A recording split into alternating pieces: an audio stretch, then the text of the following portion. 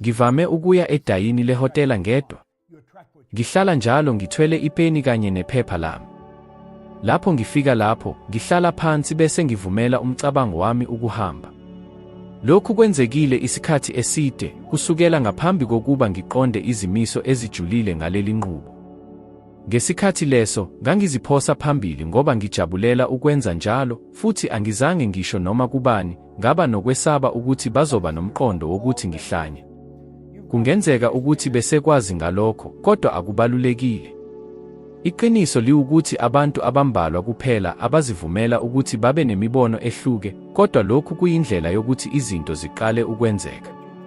Siphakathi kokusebenza kakhulu, sokucabanga ngezinto ezilungile, ezigcinwe kumamodeli, izinkampani zamakhompyutha nemithetho, sifunda ukukhohlwa ukusebenzisa amandla okudala.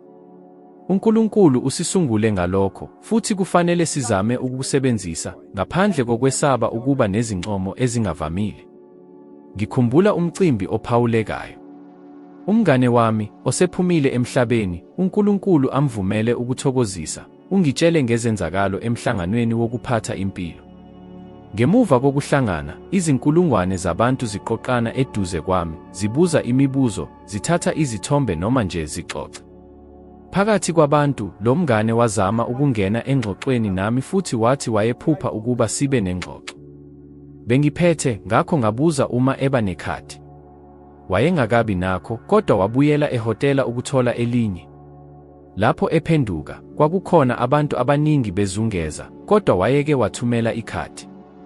Wayengumqondisi wesenhlangano enkulu yokuthengisa yenkampani yomshwalense futhi wayefuna ukuxoxa ngezindlela zokukhulisa ukuthengisa ngo-50. Sihlele umhlangano futhi ngesikhathi sokuqala, wabelana nami ukuthi wayekhuliswe ngumfana omncane osiholwa yisonto, uPhosela uPierre. Lo mfundisi wayephethe isikole esikhulu eNotre Dame, esaziwa ngokukhipha abadlali behockey abangochwepheshe kwendle. Babe nerink enomkhawulo olinganiselwe ngo-Olympics, futhi bafundisa abafundi ukufinyelela izinga eliphezulu lomsebenzi. Umngane wami wathi ukuthi mina ngiyisikhulu okokuqala ukuhlangana nomuntu ofana nomfundisi Pierre, owayebambe izimiso ezaziphikisana, kodwa ezazihamba kahle. Kwakuyivuselelo ukubona indlela lokhu dikwaziwe kukwazi ukuphakamisa izimo, kungaba ezezemidlalo, ebhizinisini noma ezimpilweni zethu. Uqala wathi, wonke umuntu ucabanga ukuthi ngihlanye. Ngaphendula, kulungile, umphakathi wokuphila ungakhuphula kahle. Umngane waqhubeka, uyazi ukuthi ngingakwenza. Ngokuphendula kwami, uyazi ukuthi ungakwenza. Uthe yeso, ngakho ngavalelisa, ngakho uyakwazi. Uthe, singahlangana. Ngaphendula, ngiyavuma. Wathi, kwenzeka kanjani? Ngaphendula, kulindeleke ukuthi uhlanganise abahlonishwa. Faka othintekayo kuqembu ukuthi sizoba nekwanelisi elinemibuzo ngama-trade. Uzoqasha uma kungenzeka. Ngabuza kuye ukuthi ngingakhuluma ngokuqondile yini, wahamba nawo.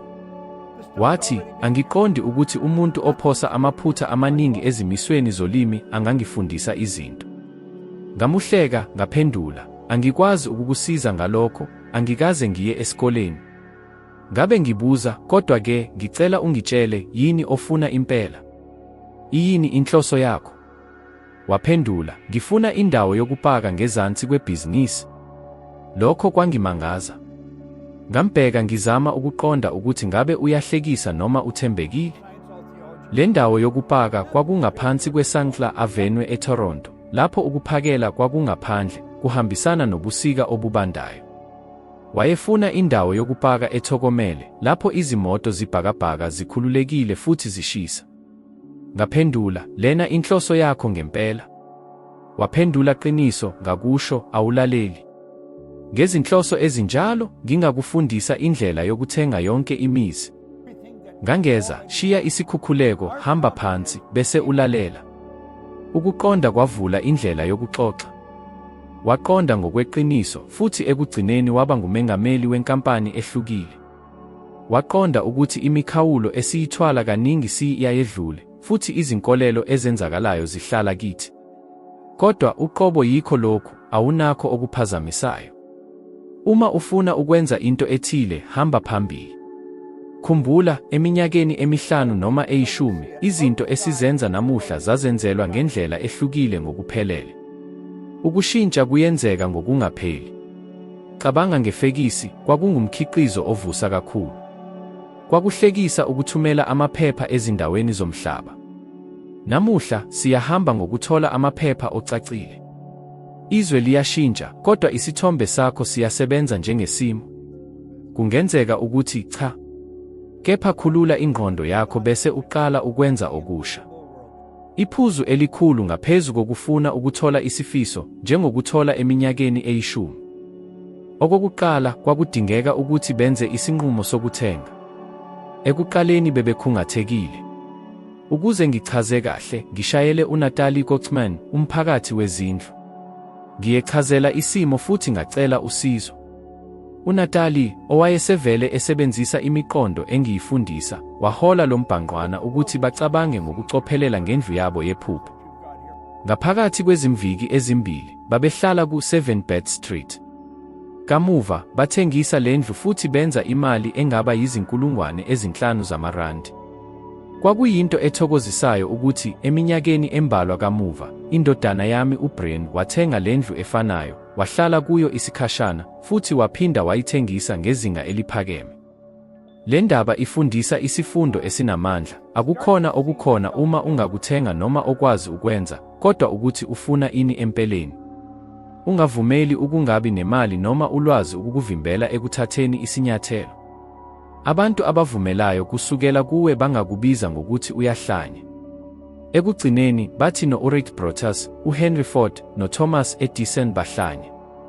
Ngisho noJesu wathi, baxolele ngoba abazi lokho abakwenzayo. Thatha le ndlela. Akubalulekile okucatshangelwa ngabanye, okubalulekile ukuthi yini ocabanga ngayo ngokwakho. Zithande, kholelwa kulokho ofuna, futhi ungakhathazeki ngalabo abangakuboni kahle noma abangakusekeli. Okubalulekile ukuthi uphile ngokuvumelana nalokho ofuna empilweni yakho. Ukuqonda nokuthokozisa ukuzithanda kubalulekile. Inselelo yethu enkulu kakhulu kuvame ukuthi asiqondi kahle ukuthi singobani ngempela, futhi lokhu kuyingxenye yezifundo zokubeka izinhloso. Kunemisebenzi eminingi emikhulu yokubeka izinhloso ngoba izinhloso ngokwazo ziphila ngokusebenzisa amandla ethu, into esinakho yokuguqula nokuhola. Kusukela ekuqaleni, ngazibona ukuthi izingqikithi zokubeka izinhloso zinomfutho omkhulu. Lezi yindlela eyingqayizivele yokubonisa isipho sokudala esikhona kubo bonke thina. Abantu abaningi baphika bathi anginakho ukudala, kodwa lokhu akulona iqiniso. Sonke siyakha. Senziwe ngomfanekiso kaNkulunkulu, okusinika amandla okudala. Lezi zinyathelo eziyisithupha zokubeka izinhloso zenza umhlahlandlela okuguqula okungabonakali kube yiqiniso. Uma uqonda kahle le nqubo, uqala ukuhlanganisa izinkomba. Lokhu kucacile kungashintsha impilo yakho yezezimali, kukuholele ukusuka cishe kokungabi nalutho kuya ku-million, ngisho nenyanga imithombo engu-cash million rand. Beka izibonelo zokuphumelela okukhulu, njengezitholela okwe-Oscar, i-Emmy, kanye neTony. Kuze kube namuhla, abantu abavulekile izinkulungwane ezimbili zihluleka ukuthola lokhu kwenziwa okuchazwenge. Izinhloso zithoba iwetament empahla okufanele ukufezela ukuphisa umsebenzi phambi. Kuleme bengithihlini. Ngiyakuqonda ukuthi ufuna ukuthi ngihumushe futhi ngihumushe umbhalo ngokwesicelo sakho ukuze ube ngolimi lwezulu. Nansi inguqulo esekelwe kumikhawulo yakho. Kepha umcabango ungumthombo omkhulu. uNapoleon Hill uthe encwadini yakhe ethi cabanga futhi uhlangabezane ukuthi umcabango ungamandla kakhulu futhi onobungcwele. Ungakha noma yini, akukhiphe noma kuphi, futhi ufeze noma yini ofuna ukuyenza. Ukwazi lokhu kuyinto ekhuthazayo. Bonke banendaba, futhi mina angiyona eyehlukile. Ngithanda ukwabelana nani ngezinto engizitholile, ikakhulukazi ngendlela engiqala ngayo ukuqonda umthetho wokuhambisa. Incwadi ethi The Secret yenza umthetho wokudonswa ube yinto evame ukubonwa, futhi yenza kube umphumela womhlaba wonke ophumelele cishe kubantu abangu-500 million. Ngibe nethuba elikhulu lokudlala indima ebalulekile kule filimu. Umculo, ngihlala ngihleka, ngithi ngaziwa kakhulu e-Iraq kunasemstate yami i-Indiana, futhi ngiyavuma ukuthi lokhu kungenzeka ukuthi kuyikho. Lo mthetho wokuqala uthi, umthetho wokudonswa uqalwa umthetho wokuhambisa. Ake sibheke ukuthi lo mthetho uqala kuphi. Uqala engqondweni yakho, ngaphakathi engqondweni yakho. Ingqondo yakho ivuselela amaseli ebrain yakho, futhi uma lawa maseli evuselelwa, awuzizwa nje kuphela lo mthelela ngaphakathi kuwe, kodwa uthinta umhlaba wonke. Wake wazi ukuthi imibono idala imijaho yomhlaba evunguzayo edlula kulo lonke izikhala. Uma uqhubeka nokuhlola lokhu, uzobona ukuthi le miphumela imnandi futhi iphelele, kuze kube ukuthi uzoba nemibuzo ethile ukuthi, lokhu kuphinde kube mayelana nami. Iqiniso ukuthi kakhulu kwezinye zethu akuzange kutholakale emibonweni engcono. Uma umuntu ehlomula ukukwazi ukubona kahle ngendlela athakasele ngayo uyonciphisa ukusuka ekugcineni okuphoqa umoya wakho, ngamanye amazwi okhombisa ukuzisola, bese phakathiza. Okudabukisayo ukuthi okungahlelekile kumiswa ngakunye. Kepha uzibamba ephelweni ulwazi. Uhlelo lwakho lwezinkinga luveza ukuthi umzimba wakho ungumzimba ophilayo we-energy, kanti ifrequency kuphela isilinganiso somzimba. Kunezinkinga ezingenamkhawulo. Uma ucabanga, uvula izicubu ezisemqondweni futhi uthumele izimpawu ze-energy. Lokhu kuyamangalisa. Manje, cela uqaphele, lokhu kuyinto ebalulekile kakhulu kodwa evame ukungaqondwa kahle. Kunezinkinga ezingenamkhawulo, futhi lezi zithombe eziluhlaza zikhombisa izinga lokukhumbula. Ingabe uke wezwa ngezikhathi? Uke uqinisekisa ukugcina uNkulunkulu? Uke uqalise uphumeza izinto ezinhle? Lokhu kube into ethile ekucela wena. Nansi indlela lapho uhambo lwami lwaqala khona. Imali yami yanyanga yonke yayizungeze izinkulungwane ezine zamarandi, futhi unyaka owodwa kuphela, imali yami yanyangeni yanda yaba cishe izinkulungwane eziyi-175 zamarandi. Konke lokhu ngaphandle kwezemfundo esemthethweni, ngaphandle kokuhlangenwe nakho kwezebhizinisi, futhi ngaphandle kokwazi kahle ukuthi ngangiyenza kanjani. Kwasekusheshe kunyaka omncane, imali yami yanyangeni yadlula izinkulungwane eziyi-800 zamarandi. Kwakukhona ibhizinisi engangilithola ezindaweni eziningi ezinjengeToronto, Montreal, Boston, Cleveland, Atlanta, naseLondon, eNgilandi. Uma ungibuzile ukuthi ngabe ngithole kanjani lokhu, bekungeke ngikwazi ukukunikeza impendulo ecacile. Ngemuva kwesikhathi, ngathola ukuthi imfihlo kwakungukuphinda-phinda. Yebo, ukuphindaphinda into esivele kushiwo noma ibhalwe. Bheka, uRay wangitshela ukuthi uma ngifunda le ncwadi nsuku zonke, impilo yami izoshintsha. Wangiphusha ukuba ngizibophezela kulokhu, futhi ngabamba isithembiso sokuthi ngizokwenza, ngaphandle kokwazi kahle ukuthi kungani ngenza leyo promises. Sekuphele iminyaka engamashumi-ayisithupha ngifunda nsuku zonke. Angifundi kakhulu, ngivule nje incwadi bese ngifunda izigaba ezimbalwa. Namuhla, isibonelo, ngifunde into engithokozisile kakhulu. Khumbula ukuthi bonke abaphumelele baqala ngezinkinga futhi badlula ezikhathini ezinzima ukuze bafike lapho. Izinguquko ezimpilweni zabaphumeleli zenzeka ngezikhathi zobunzima, lapho behlangabezana nemininingwane yabo ephakeme. Lokhu kungithokozisile, futhi ngikholwa ukuthi ungathola okuthile kulokhu. Ngo-1968, ngangiyi-Vice President yokuthengisa, okungibhaliwe ekhadini lami le-Visit. Ngathatha isinqumo sokuthi ngifuna ukusebenza nabo, ngifuna ukuba eduze kwabo, ngakho ngazikhathalela ukuthi ihhovisi lami lihlale kufuphi nalabo.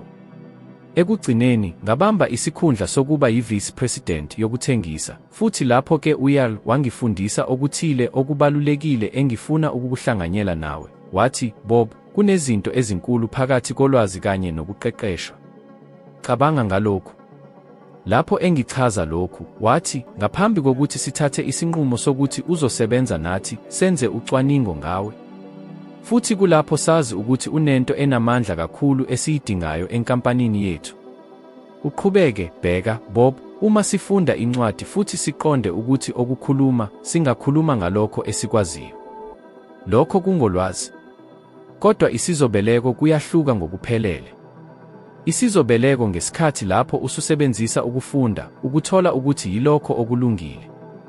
Angikaze ngibe isazi kwezezimali futhi angizange ngibe ngumuntu ovela kule ndawo.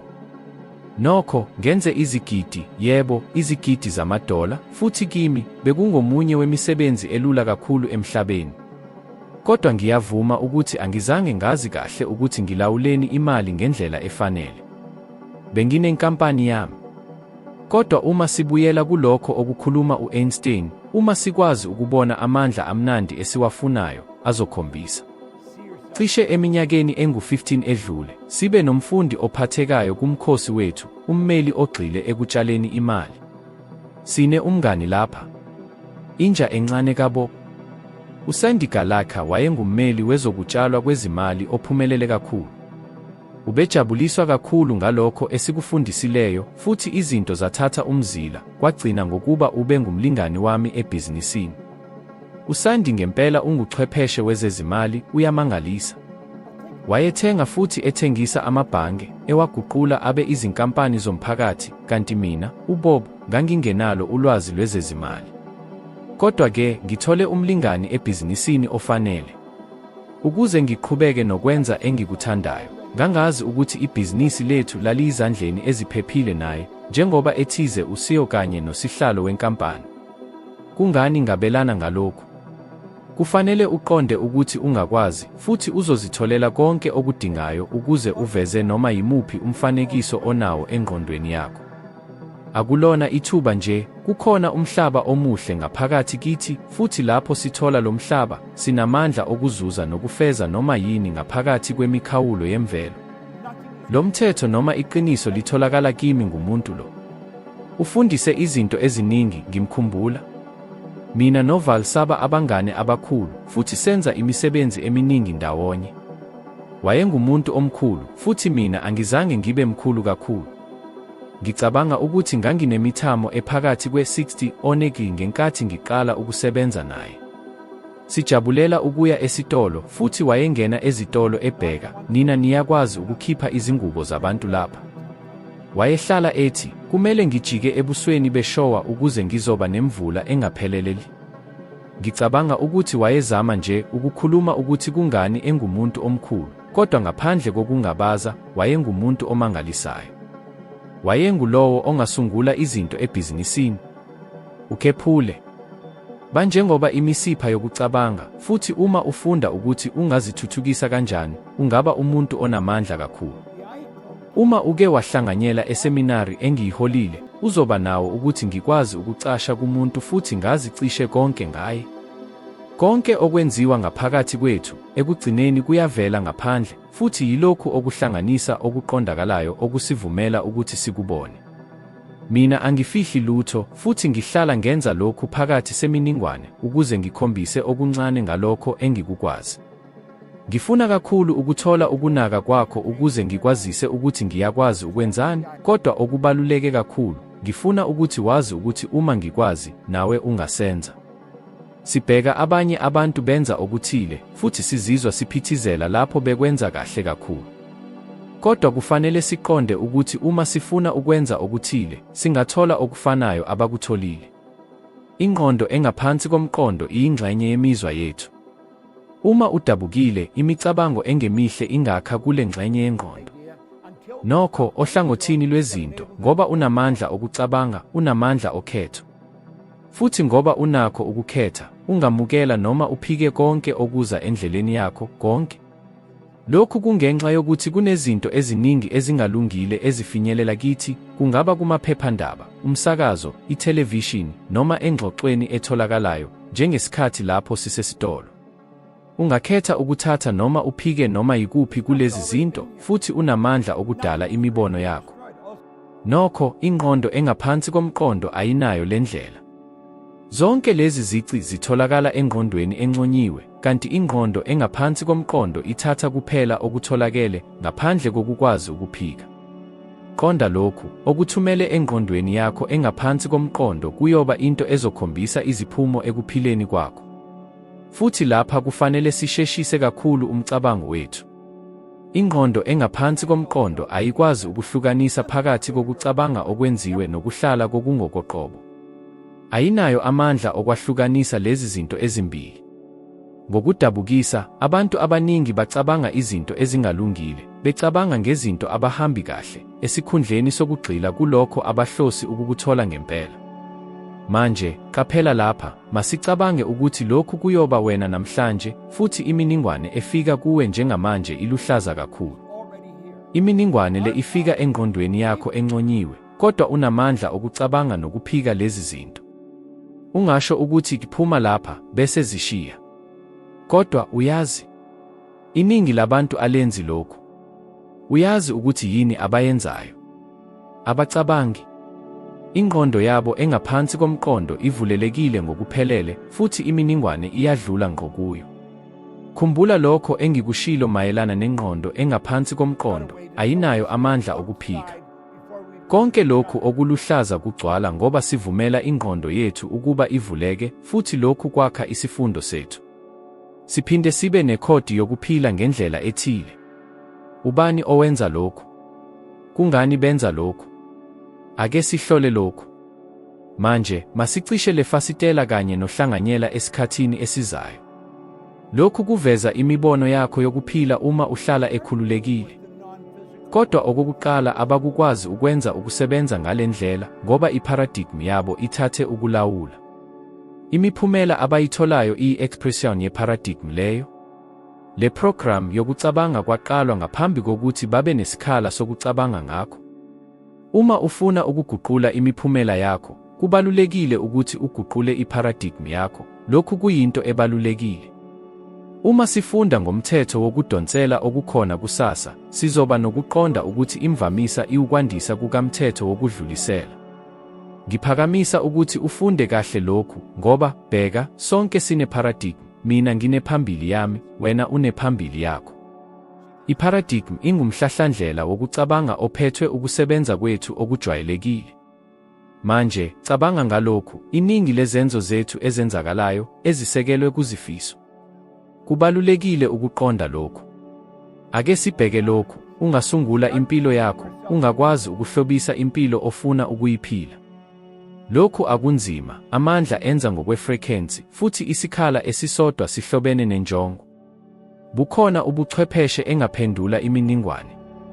Phephi uma iziqulu ziyehlisa nansi ithile.